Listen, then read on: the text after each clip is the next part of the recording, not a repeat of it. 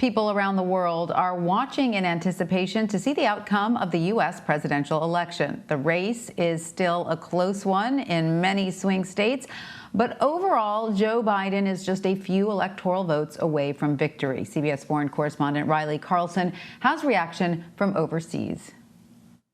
America's dramatic race for the presidency is making headlines around the world. The president accusing the Democrat Party of trying to steal the election. Germany's foreign minister accused President Trump of pouring fuel on the fire with his reluctance to accept the vote count, saying good losers are more important to the working of democracy than great winners. Some are still hoping for the president's re-election.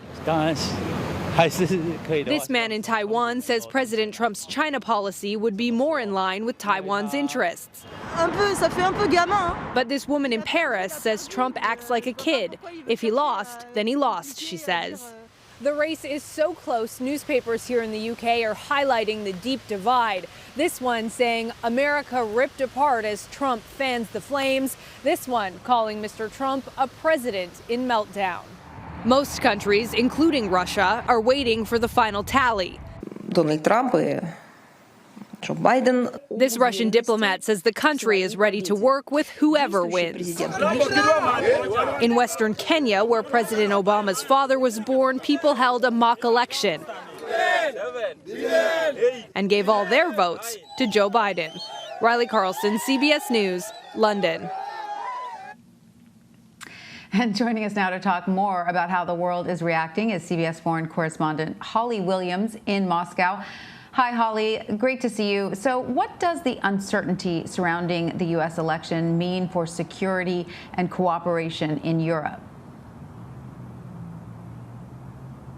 Well, Tanya, I mean, America obviously has a lot of friends around the world, a lot of countries that depend on the United States politically, economically and militarily. And from individuals and media reports from those countries, we've had this sense of concern.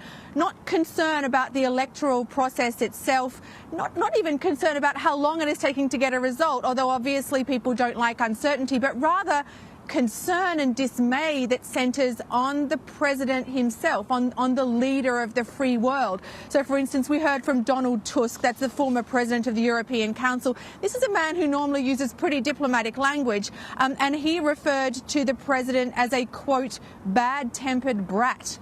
We've also heard from Sadiq Khan. He's the mayor of London, not someone who you'd normally expect to express a particularly clear view on one side or other of a US election. And he has reiterated his support for Joe Biden. He said because of President Trump's, quote, hate-filled policies. And finally, we've heard from an organisation, the Organisation for Security and Cooperation in Europe. That's a multilateral organisation. It's headquartered in Europe.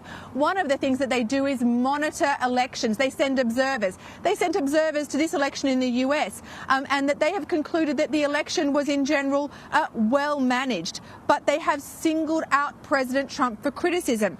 They said, quote, baseless allegations of systematic deficiencies, notably by the incumbent president, harm public trust in democratic institutions. So from organizations and individuals within countries that are allied to the US, there's this sense of concern and dismay that centers on the president himself. And Holly, you know, despite Russian diplomats saying publicly that they are willing to work with whomever wins, leadership has been critical of the U.S. election. How is Russia particularly responding? Right. So, I mean, as you know, US intelligence concluded that Russia interfered in the 2016 election. There have been warnings that they were attempting to do it again this year. But publicly, at least, Russia's been pretty even-handed in the way that it's talked about this US election. It hasn't publicly come out in support of President Trump, and that goes for the Russian media as well. President Putin, has said that he'll work with whoever wins. But what we have seen is that the tone of Russian media coverage has been that this election is chaotic.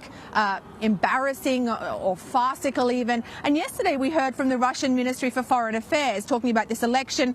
They said that it showed, quote, the shortcomings of the American electoral system, including archaic laws.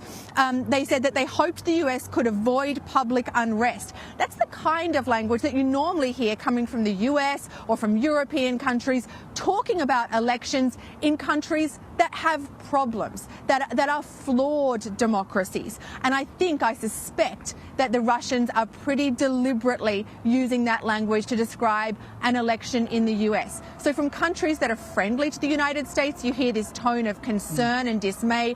But for some of America's adversaries, this election perhaps is being perceived as an opportunity.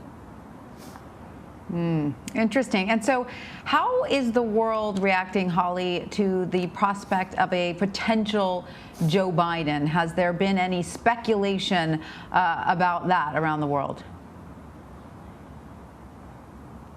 Well, obviously nothing official yet, because nothing is official yet. And when we hear from governments around the world, I assume that they'll use very, very diplomatic language. But I think what we know is that for many countries, they will see this, if Joe Biden does become the president, as perhaps a return to normalcy in terms of their relationships with the United States and predictability. And I think that many governments will hope that the US returns to embracing the kind of multilateralism that it has in the past. For instance, they'll hope that the US returns to the Iran nuclear agreement and to the Paris agreement on climate change.